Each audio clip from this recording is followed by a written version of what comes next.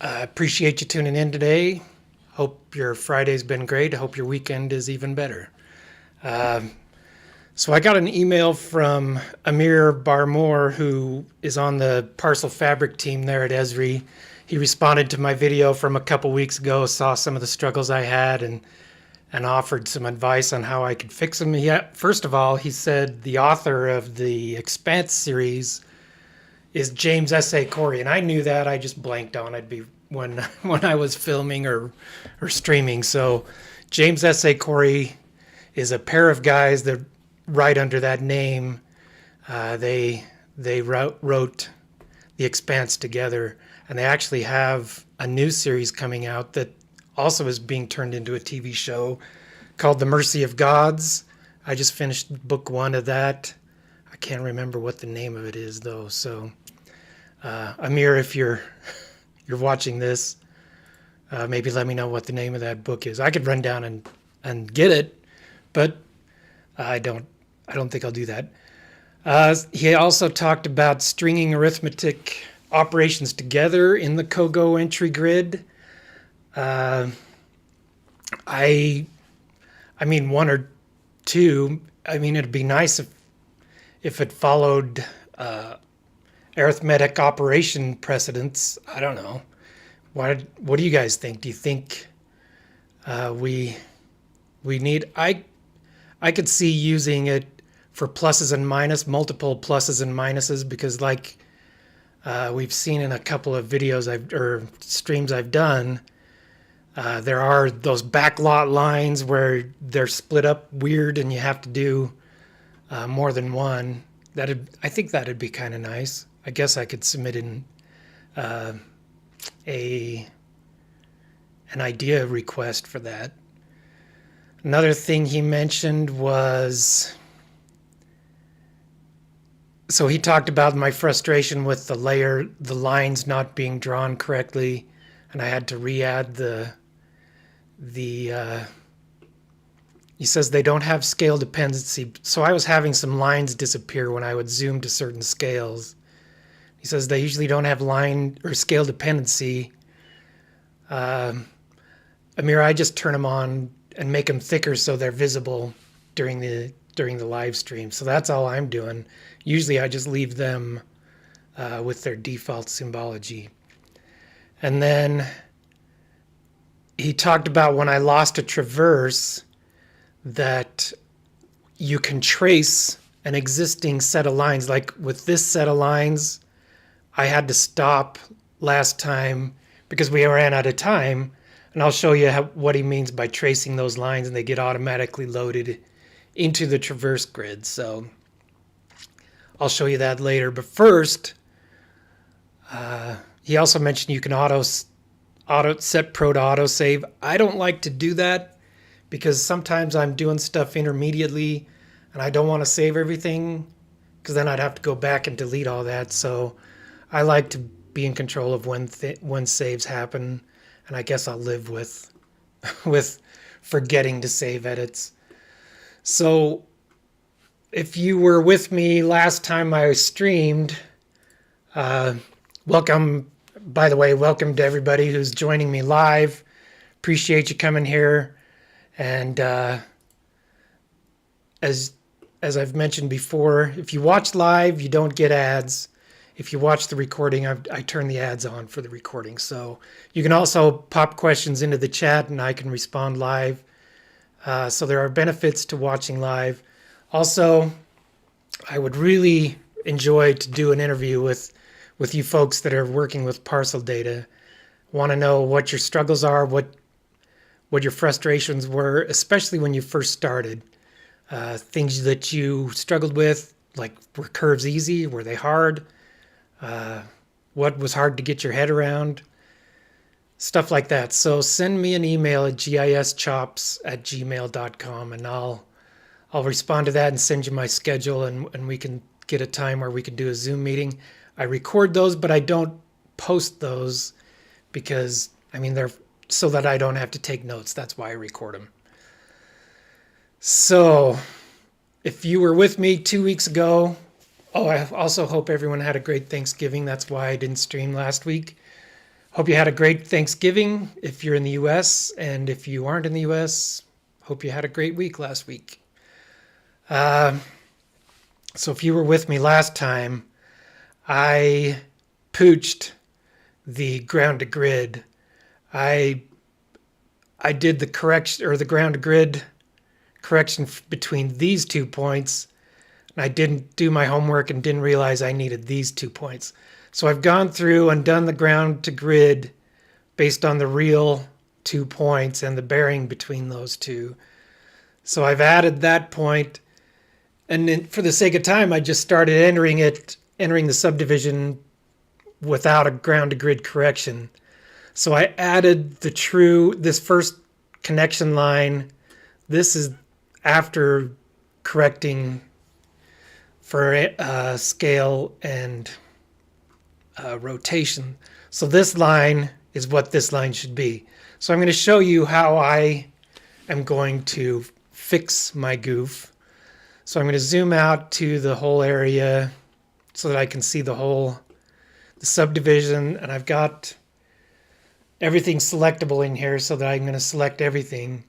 So I'm just going to drag a big box around the whole thing, and there are a couple things I don't want to rotate. One of them is this point here. So I hold down the control key, but if you notice this selection graphic, which I like to have it, is causing problems. So I just hold down control and click off, and then draw a box around that point. And I also don't want this new line to be rotated, so I'm going to unselect that. So now I'm going to use the Move set of tools.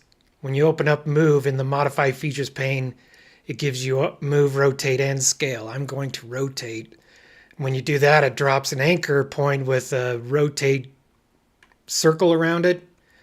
To move that, I'm going to hold down Control and click on my beginning point, the tie to the monument. And now I'm going to zoom into this area, and I could do it 2 different ways. I hover my pointer over the line and it snaps to it, and I hit S. What that does is drops a secondary anchor. So now that's going to snap to whatever I rotate to. So I hover over the line and I click and drag until it snaps to that original line. And then if I hit the check mark, then it commits the change. But I'm also going to show you a different way. So that doesn't, let's see if it kept my anchor in the right spot. Nope. So I'm going to have to reset my anchor.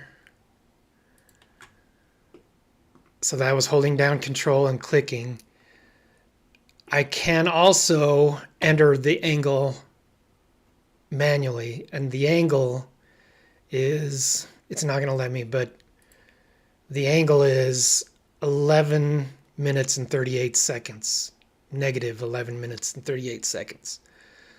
So what I'm going to do is I'm going to hit the A key, say negative 0.1138. Oh, that went the wrong way. No?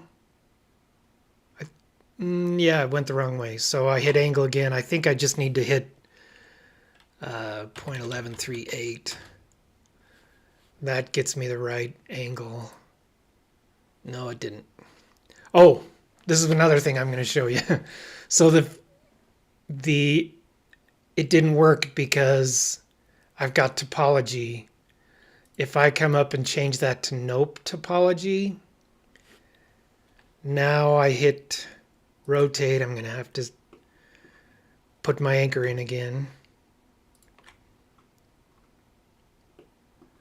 Now if I hit, let's try it. No, the negative went the wrong way. I think negative means counterclockwise, and I don't know why it's negative down here and it's not negative in the rotate tool. So 0.1138. So that gives you some visual feedback of where it's going to end up. So it does line up with that line. So I'm going to hit the the green check mark, but you can see I still need to scale it. Now here's where I have a bone to pick with Esri on the scale tool. I've done a set of videos on my channel about the move, rotate, and scale. And on the scale, I kind of cheated because the scale tool is garbage as far as I'm concerned. It's unusable the way it is. So I'm again going to hit Control and set my anchor point. What happens is you get it's like the selection graphic. It gives you this graphic with handles on the corners and the middle on the sides. And you've got to zoom way out to see the handles. I want to move it this way so I could come in and set my second anchor here at this corner again. But as you can see, if I grab this handle, it doesn't snap to that point. I mean, it looks like it might, because it hesitates there. I think that's just a drawing hitch. So you can't, there's no way to do it. In ArcMap, you used to be able to zoom in and grab a vertex and drag it to where you needed it, and it snapped. That is a better way to scale things, I think. But I'm going to cancel this, and we're going to go to scale again, have to set my anchor again. So you can enter the scale factor, and I'm going to hover over this to show you what it is. It's 0.999714396. I have that written down, so I'm going to cheat a little. But you can hit the F key, and I think that's for factor. I think that's what F stands for, is factor. So I'm going to enter 999714396. Hit enter, and then commit. It says move, rotate, scale features completed. So now we zoom in, and those lines are the same. So now I'm going to select those two lines, and one of those is the second one I entered to fix everything. So it's going to have a higher object ID. So object ID 5 is going to be the one I delete. So you need to be sure you've got everything selectable when you do that, because otherwise the points won't rotate. Now if we come zoom in here, it looks like the subdivision lines up with fence lines and stuff a lot better. Okay, now we're going to move on to how I can fix this set of lines here, this that I was working on when it was time to be done last time. So you start the traverse, and you need to change it off of connection lines and onto lot lines. And then there's this trace lines feature. So you just click on it and trace in the direction you need it to go. Otherwise that'll screw it up. And then click at the end, and it populates the traverse grid.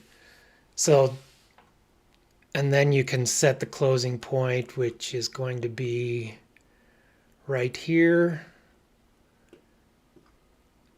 And now I can continue that. To do that, I need to turn my plat back on. And it's going to be offset now, which is unfortunate. I guess I can go in and redo that. I probably should, to make it easier. So I guess you can learn how to re-georeference something. Go to the imagery tab, georeference, and I'm going to come here. I guess I could just not close. Delete all control points, say yes. So now I've got to go through the whole process again of fit to display and add control points.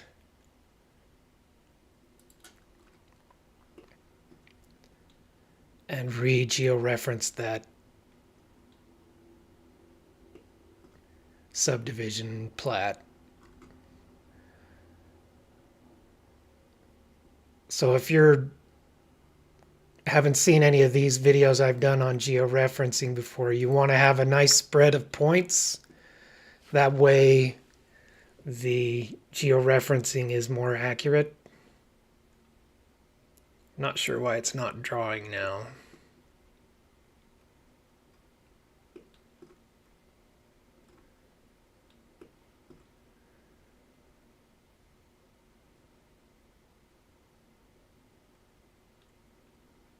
Did it do the stretch type thing?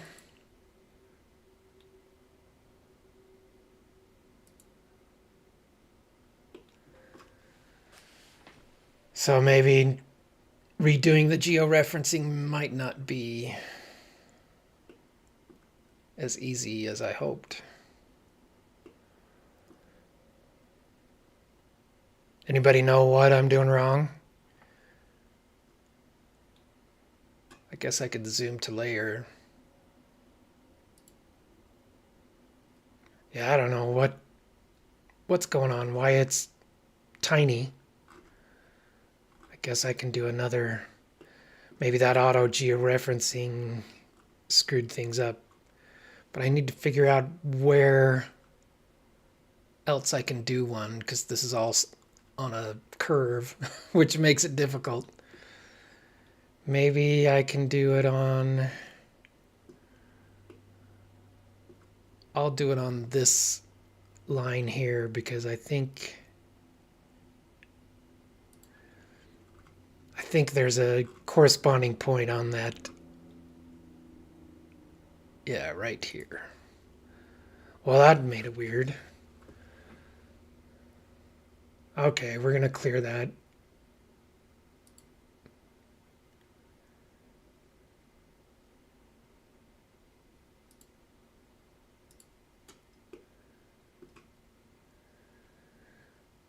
So, let's see if it happens again. I wonder if it's something left over from the statistics it built or the pyramids. So it's fine when I have one. It's the second one that causes issues. Technically, that's all you need. So I wonder what happens if I hit save.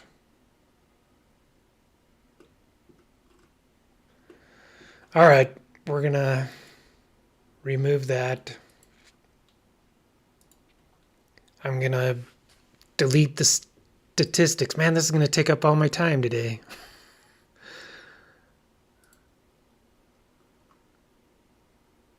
And sorry, I'm doing this off on the other screen.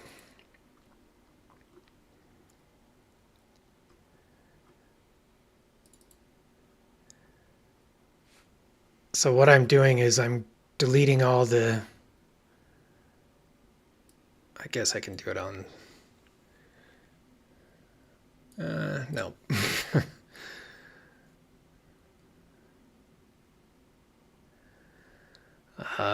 Dear run. Where did I save that?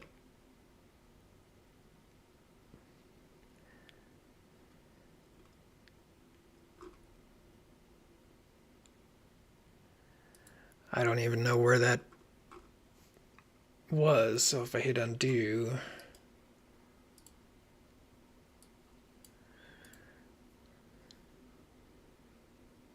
oh, it's in the root folder of the project. Sorry.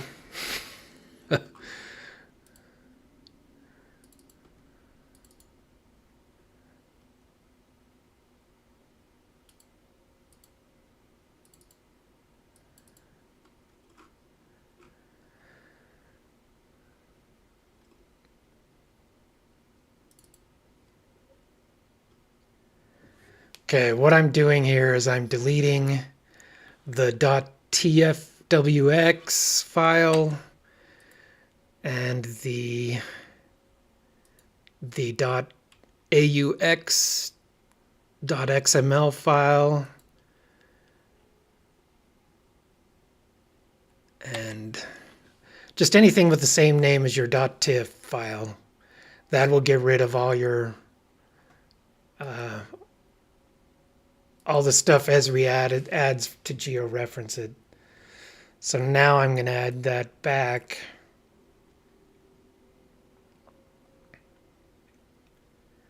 Hopefully it has forgotten all that stuff. We'll not build pyramids this time.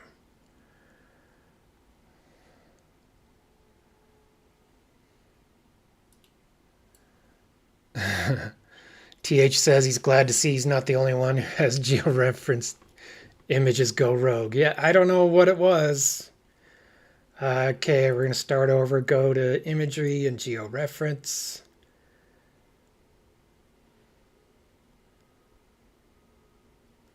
I think there's some construction nearby. Do you guys hear the backup beeper? Now it's gone, sorry. And now fit to display. Let's cross our fingers. I'll just do it real quick.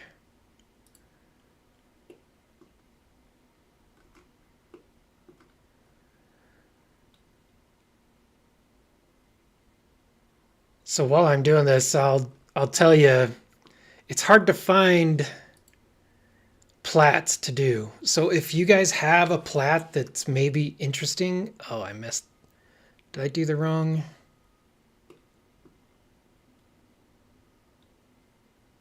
No, I think I got it right. So it's hard to find plats. With this plat, I actually had to go buy it. I paid money to Salt Lake County to download this plat. And also, how do you guys feel about that? I mean, it's a public record. If they have the ability to put it online, shouldn't they just put it online? That's the way I feel about it. Okay, looks like we're going to be okay. Finally. But I lost my traverse, so I'm going to have to redo that. And I'm going to turn my topology back on. So I'm going to go to traverse again. I've got it set to lot lines. And I'm going to trace this line. And I hope this works. If not, okay. So again, I didn't do much prep work for the curves. If you guys want to follow along, I'm going to drop the curves here. And you can do a screen grab.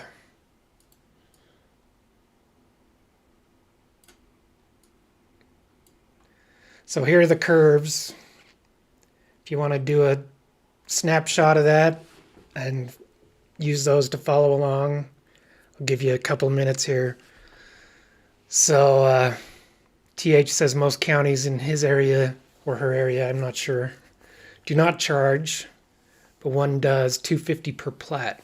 I paid $5 and it was a 24 hours access, and it gave me like some kind of a credit limit, or there was a, but I whatever I downloaded didn't take any of those credits. So yeah, I feel like it should be. I mean, it would save a lot of people a lot of time, I think. I mean, the people who are going to pay are title companies, surveyors, and what are they going to do? They're just going to pass that cost on to the resident or the citizen. So why not just make it free? That's the way I look at it. Let's see if tangent works when you do these reload things. Curve 70 is 336 curve to the right, and delta is 2.2304. I think it works. So thanks, Amir. Good tip. I didn't know you could trace and load. With ArcMap, you used to have to save a traverse file and then load it. But this is nice, being able to trace it. Okay, I'm going to set the closing to be there. And now we're going to go to curve 69, which is to the left. Tangent curve to the left. It's a negative 28 and 84.5151. And now the bearing of that line is tricky. I guess it's parallel to line 2, would you say? Let's see. I have to search out my line table now. Oh, it's right below my curves. So line 2 is 72, 33, 42, which is tangent. So, and that's 53.68 feet. Got 0.01 closure, so that's great. And I don't know if maybe Amir can comment on this. He can't comment live because he watches it later. He lives in Europe or somewhere where it's nighttime. So we'll see if tracing those lines, I'll see if I end up with 2 lines in there. So I'm going to say force close, or maybe I should do, now this is another issue, Amir, if you're watching later. So if I come in here to compass, and that's, maybe it's because I did force closed. Nope. So I go to closure and compass closure method, the adjust button is grayed out. But if I change to Crandall, the adjust button activates. But if I go back to compass, it goes out again. So I think there's a bug in there, Amir, that whatever you used last time, it won't allow you to use the next time. So that's what I've noticed. So we'll go to Crandall and do adjust and see what that does. Now we're going to go through and, it's a pity none of these are parallel, because most likely they're radial. Nope, they're not radial, because they don't point to the center of that arc. So now we're going to go through and just do these, the painstaking process of adding these lot lines.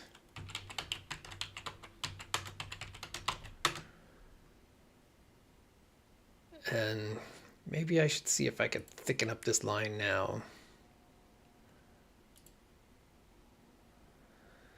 We'll see. If I zoom out, it seems to stick around. Last time I had trouble with that. I'm going to do a new one. Should we do it the same direction the label has? Now you got to make sure you get the right point with little tricky spots like that, because there's a little line right there, and the more northerly point is where you're going. 57, 11, 14. And it says 0. With these, I kind of just go through and hope that they connect. If not, I do a little align features trick.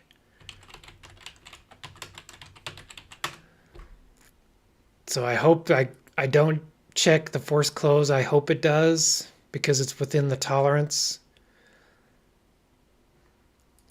And here's another one of those with a little short segment you got to watch for.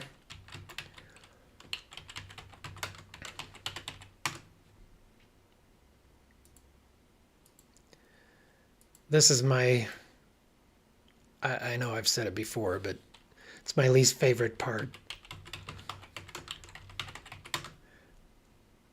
And I was kind of disappointed that I wasn't faster in ArcMap when I did that ArcMap versus Pro. I think there were some issues I had with the ArcMap drawing. I can't remember what it was. Something didn't work quite right, so I wasn't as fast.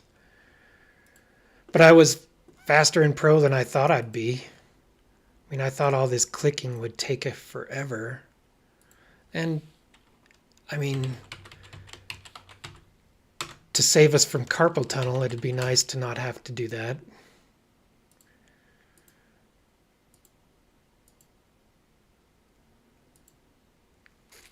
So I'm working on a video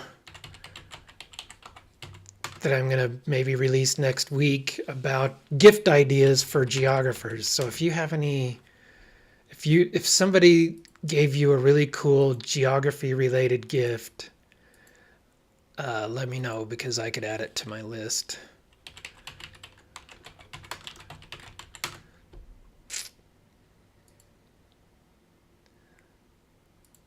Let's see. Oh, I've got a lot of comments now.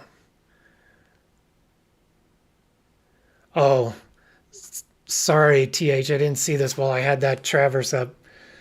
So TH is asking about the TB after the bearing. That stands for tangent bearing. So that's an override. You can do overrides in this. So I'm going to say 90 degrees. So I've got my, for curves, I usually use the chord bearing for the direction field. Everything I enter in there would, Pro assumes you're entering the chord bearing for a curve if you don't have a tangent curve. And I think that was residual of the tracing. It added those TBs. But what the TB stands for is tangent bearing. So let's say, I don't even know what I'm thinking these might be radial now. We'll just do one to demonstrate this. So if I say right the way that it is, I'm entering a chord bearing there. I'm just going to say a 55-foot radius curve and 90 degrees. So because I gave it a chord bearing, it's using the chord bearing. So that's directly south. That's the chord of the arc. So that's directly south. But if I change this to tangent bearing, whoops, not G, B. If I change that to tangent bearing, then that's saying the tangent, the incoming tangent for that curve is south. So then it draws it as if it's coming off of a south bearing tangent line. If that makes sense, I hope that makes sense. I need to delete that line now. So let me know if that didn't answer that question.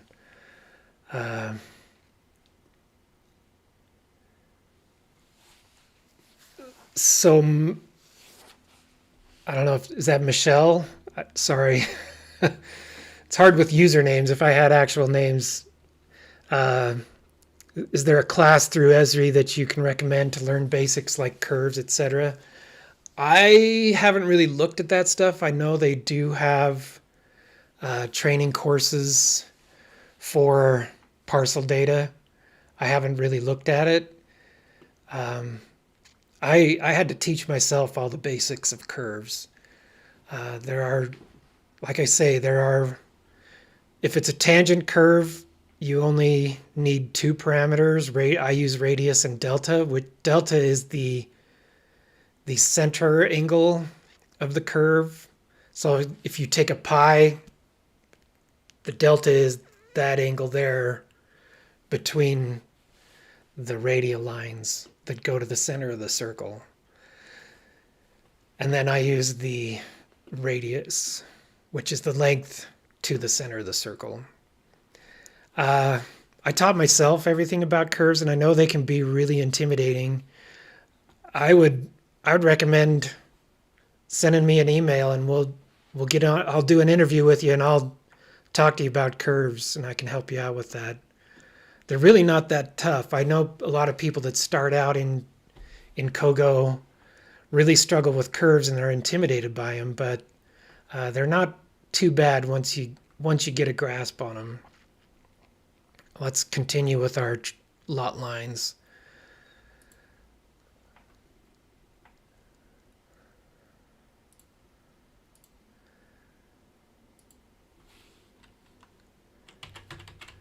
Haven't seen any recommendations for geography gifts in the chat. If there's something you would like to get as a geographer, let me know. And then you can forward the video to, what did I just do? Oh, I didn't say new. Whoops. And I've got to zoom in to get the right closing point. So watch how it sucks over to the closing point. Oh, it didn't do it. I think I'm going to have to delete that line.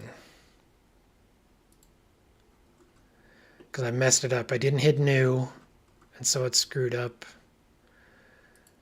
I'm going to reset that traverse.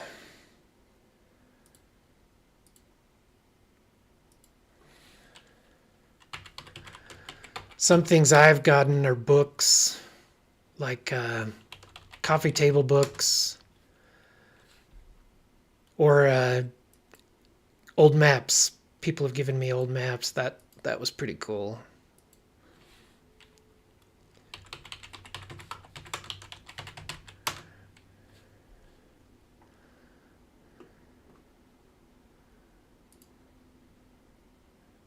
Hey, VW Woodshed or WV Woodshed, I haven't seen you.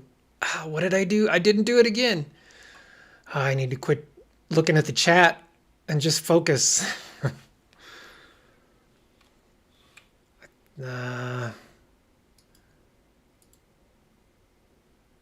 going to set the start and the closing.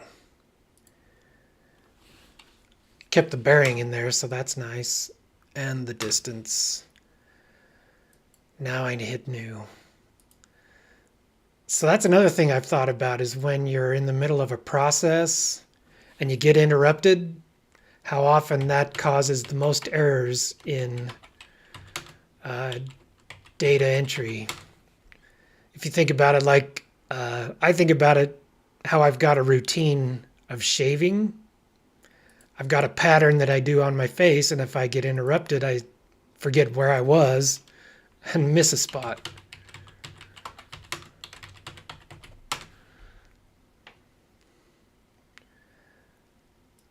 Okay.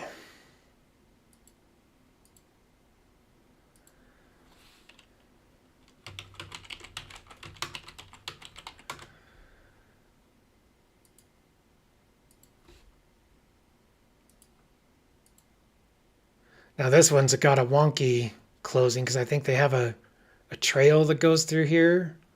Let's see what that is. Yeah, it looks like they've got a sidewalk that goes through and connects the other road. So I guess if you're that lot owner, you get a smaller lot.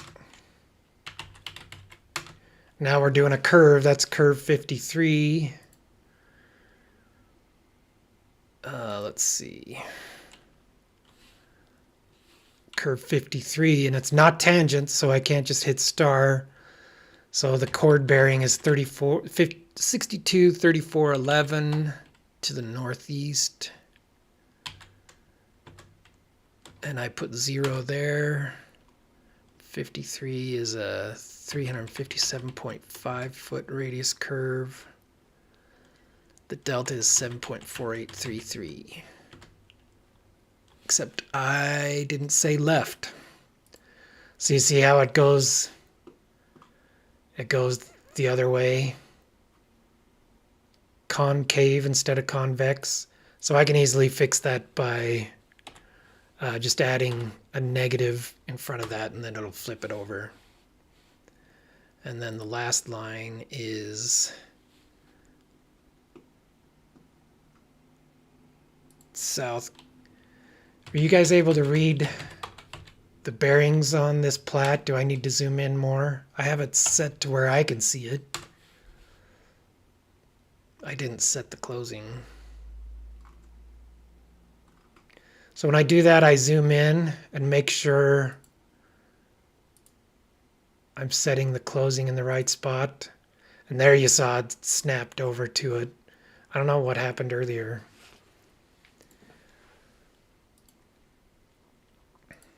Also don't know what happened with that georeferencing. That was awkward. And that's 98.47 feet.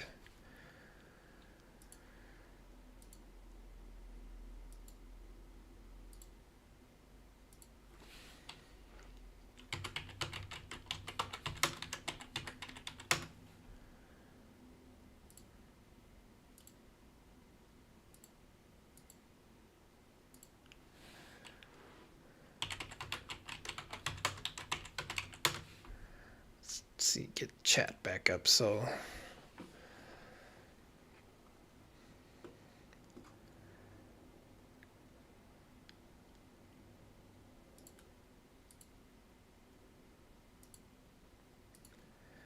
is it cold where you guys are?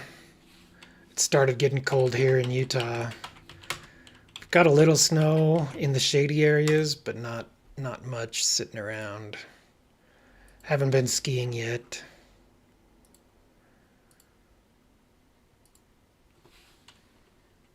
What do you guys do to fight the winter blahs? Do you have things you do outside that make winter tolerable, or do you live somewhere warm and that makes winter tolerable?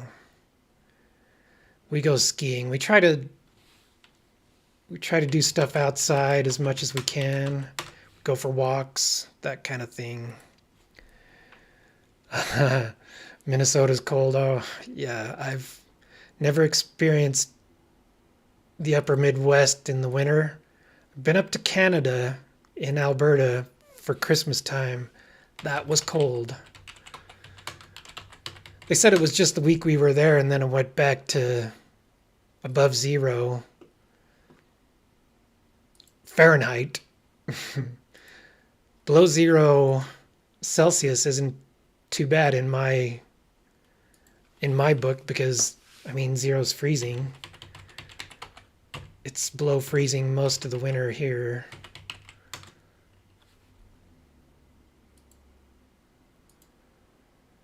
But we were up there and it was 30 below Fahrenheit. That was a lot. I had not experienced that kind of cold before, and I feel bad for you folks that deal with that on the regular.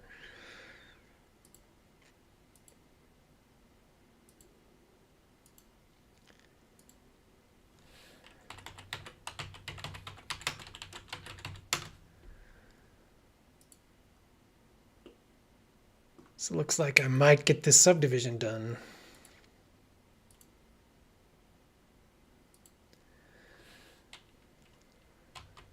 No, not 62.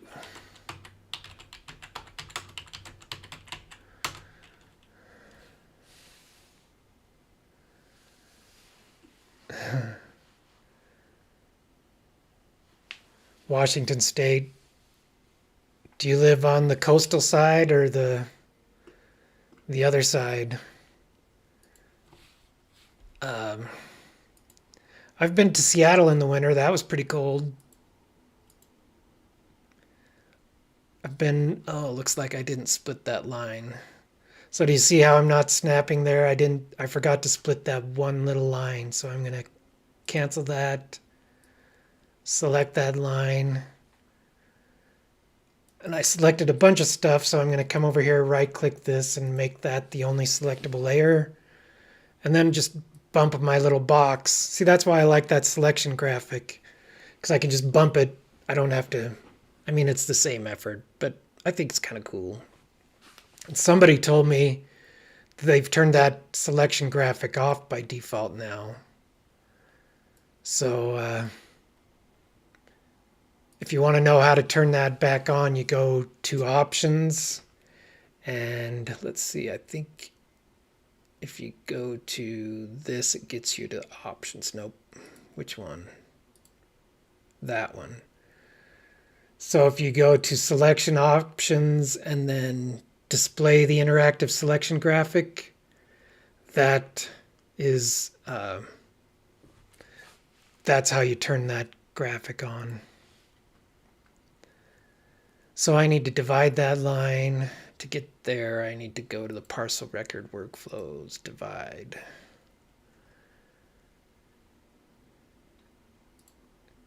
And it gives me a indication of which direction that line is going. It's going this way. So 17.66 and 9.59. Let's see how it has a 0.01 difference. I don't know why these drafters are getting lazy with their labels. I imagine they're just automated and rounding problems. All right, now we'll finish this.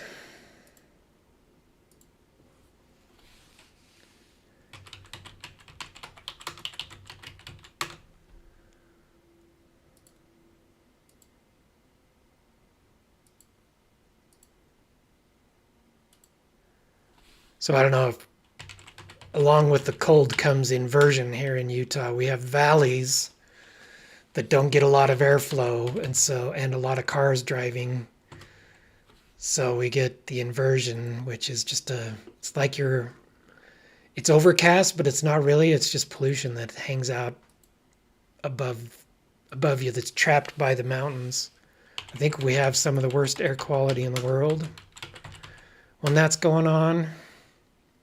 So that's fun. Okay, I think that's all the lot lines I need to do. So my next step is going to be to create seeds. Oh, crap. Look what I did. I did all that without having a record. So what I'm going to do is I'm going to come in here and select a line.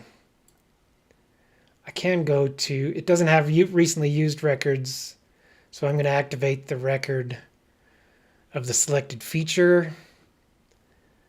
And now, I think I just did lot lines, right? We'll see if this works. So I selected all my lot lines and assigned selection to record. Now I should be able to create seeds. So if you ever see the create seeds is grayed out, it's most likely because you don't have a record active. And I failed to set that deer run record before I started. So I'm going to create seeds. This one was already here when I copied the lines from the subdivision. So it's a little wonky. It's not in the center. So I just do a quick visual. Looks like that line didn't quite close. So I can either, when it's just that one, I'm going to clear that selection, select this. Oh. So this is when the selection graphic is tough, because if I zoom out, I've got this great big selection box. And when I'm zoomed in, I can't, I'm moving that selection box. So I have to change to a different selection tool. That is the pain about the selection graphic. So I don't know, I kind of like having it. Now I'm going to edit the vertices of that line and just drag it over here. I mean, it's not very far. It was only 0.02 feet. So I'm not sure why that didn't snap to the closing point unless I didn't add a closing point. That might have been the case. Looks like I have some more. So I might have to do my align features tool. So I'm going to select all these center lines and do align features. And the trace tool is active by default, so I just trace around. And I'm going to do just 0.3 feet for my tolerance. Hit align. Oh, no feature geometry can be aligned using this method and tolerance. Great.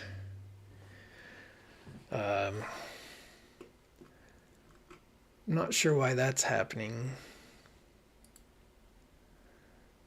I'm going to save edits.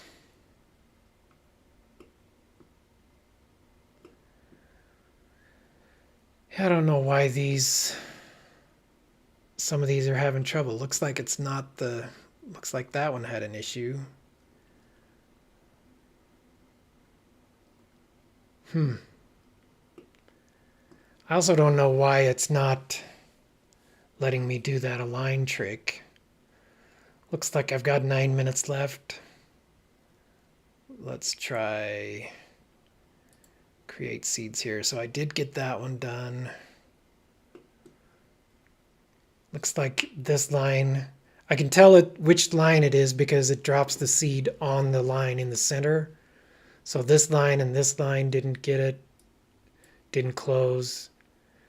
That one's wonky because it was left over from the subdivision, but I think the rest of them, except for that last one, are okay. So rather than try to figure out why those didn't, why the align won't work, I'm just going to do it manually. I mean, I think I've done the align features trick in another live stream than that one. So if you want to see that, go look at my live streams. I've got a playlist of live streams, and I think you can just look at my channel and go to live.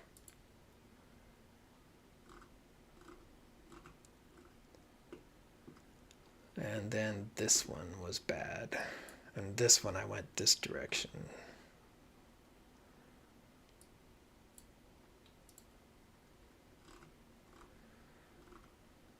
All right, now we'll do create seeds. And make sure we have one. So yeah, there are 2 right there, 2 right there. That's our wonky one. And then got another one there. So save edits again, and then we're gonna build. Uh-oh. That's not cool. Do I have lots editable? Yes.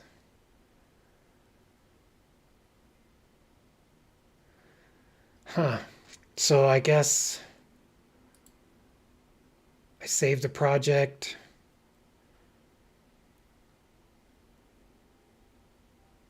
Close it. And open it again.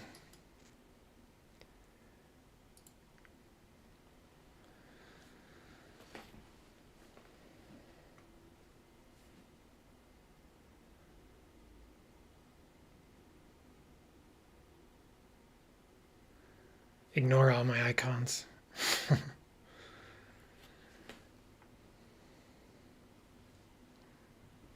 Got a software update available. If you guys updated to 3. What is it, 4? Or 3.3 something? I think it's 3.3 something.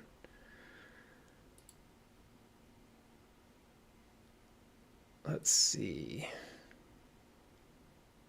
So I don't know how many, I bet that would have fixed my align features problem too. So I don't know how often you guys run into that. I will, if something isn't working the way it should, save my project, close it, and open it again, and it works. So some weird thing with Esri. Now, just to finish things off, I'll do the sequential numbering tool. I'm going to populate the lot layer, the name field. Michelle says they have the same problem. Make edits doesn't show up unless we go out of your version and then back in. So that's when you have version data. Yeah, I wonder about that. We're working on getting our enterprise set up where I work, and looking forward to having versions so that more than one person can edit things. But it sounds like it comes with some problems too. So we're going to start on lot 101. So I'm going to start value 101, increment value 1. So I don't know if you've seen before, but like if we want to say lot, then that would say lot dash 101, 102, 103. It's just the hash symbol that gets incremented. The lot stays there, but since we don't want lot, we're going to delete that. And then we just draw a graphic that intersects these in order. So this is tricky right here where this little thing cuts through. I have to stop here at 115, make sure that it labels as 115, and it keeps track over here in the start value. So I'm going to start with 116. So that's a little something you need to look forward to, or look for when you're doing this. Then I just zoom into the last one and say, make sure that it ended up with 129. My next step would be to select all those lots and copy lines to tax parcels, and then just build those tax parcels and then do the sequential numbering again with the parcel number. So there's that subdivision. Let me know if you guys have subdivisions that you'd like me to do. And again, shoot me an email and we'll get together and chat. We can talk about what you found difficult when you started out or are still finding difficult. And send me a plat that I can do, and I'll do a plat for you. We'll work through it. If it's a tough one, I might have to work through it. I go into these videos or these live streams without any kind of rehearsal, I guess. I don't know. I don't do the subdivision beforehand because I figure you want to see the problems I encounter. And man, with this one, I screwed up a lot. So hope this was helpful and beneficial. If it was, again, shoot me an email and we'll do an interview. And I'd really appreciate that. You can drop me a super thanks or a super chat. That's also appreciated. And again, watch for that video for gift ideas for geographers. Maybe you can subtly forward it to your loved ones. So I think we'll be done. Anybody else have anything to say? Appreciate all the comments. That actually helps Google or YouTube. They share it more often when people interact in the chat. So feel free to interact with each other and or ask me a question. I try to keep an eye on it. I'm not always that great at it, but this streaming thing's new to me. But appreciate you being here. Have a great weekend.